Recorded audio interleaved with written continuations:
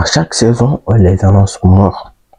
À chaque saison, c'est en fait quasiment le même scénario. C'est assez compliqué au début. Ils débutent la compétition assez difficilement, le début de la saison assez difficilement, mais dans les moments qu'il faut, dans les phases décisives, ils sont là et ben, ils répondent présent et ils font les performances qui surprennent tout le monde.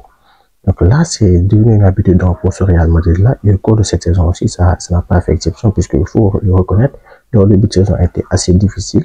Il y a eu des résultats assez décevants, notamment face au Barcelone et face aux quasiment tous les grands d'Europe en Ligue des Champions, puisqu'ils se sont qualifiés en jouant les playoffs donc, face à Manchester City, qu'ils ont su largement dominer. Ce qui est le plus surprenant, c'est que c'est bizarrement, c'est dans les phases décisives de la saison qui sont le plus décisifs, qui sont le plus donc en forme, qui retrouvent vraiment leur vigueur, toute leur qualité. Et cette saison aussi, c'est les allures en fait, de la saison dernière, puisque il faut se rappeler que c'est comme ça en fait, qu'ils avaient fait tout leur petit bout de chemin jusqu'à cette finale donc face à Dortmund qu'ils ont su remporter. Et aujourd'hui, ils sont confrontés donc à l'Atlético de Madrid pour les huitièmes de finale de la Ligue des Champions. Donc, ils sont encore présents au bon moment de la saison pour les gros événements. Et ce qui est sûr, avec la sérénité qu'ils ont affichée au cours de dernier match, c'est cette sérénité défensive et offensive qu'ils ont retrouvée. Donc, ça fait deux fils. On le sait, chaque saison, ils sont favoris pour remporter cette Ligue des Champions-là.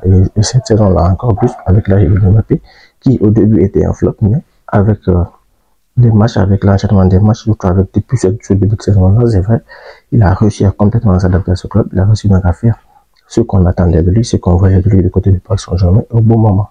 Donc là, face à l'Atlético de Madrid, ils sont dans les meilleures dispositions possibles, physiquement, mentalement, techniquement, tactiquement. Donc, ils ont toutes les chances de passer. Et derrière, leur meilleur, et s'ils parviennent donc à passer sur l'Atlético de Madrid, leur adversaire potentiel, c'est Arsenal. Donc, on peut facilement dire qu'ils peuvent passer là aussi. Après, ce qui derrière, peut-être c'est le Bayern ou quelque chose comme ça, mais quand même, ils ont un parcours, ils auront donc un parcours peut-être similaire au parcours de l'année dernière, qui leur va peut-être donc encore gagner les matchs par pagaille et finir champion d'Europe. C'est un peu inquiétant, mais en fait, c'est le même cheminement que l'année dernière. Et c'est un peu rien à vrai dire. Ce qui est sûr, ils seront là chaque saison, ils vont répondre présent. Et je pense que cette saison aussi, il faudra faire très attention à eux, à la façon dont donc, ils vont progresser au cours de la compétition. Pour essayer au moins de... Puisque on sait déjà, au Bernabéu, chaque adversaire qui est là, il se prend une fessée.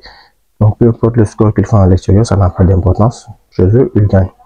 Et c'est un peu effrayant, pour être honnête. Ça serait mieux, en tout cas, cette année, que ce trophée-là parte dans les mêmes buts, en tout cas de notre club, pour une fois, pour changer, puisque, il faut être honnête, à un moment donné, on se lasse de voir le Real Madrid remporter tous ces trophées-là.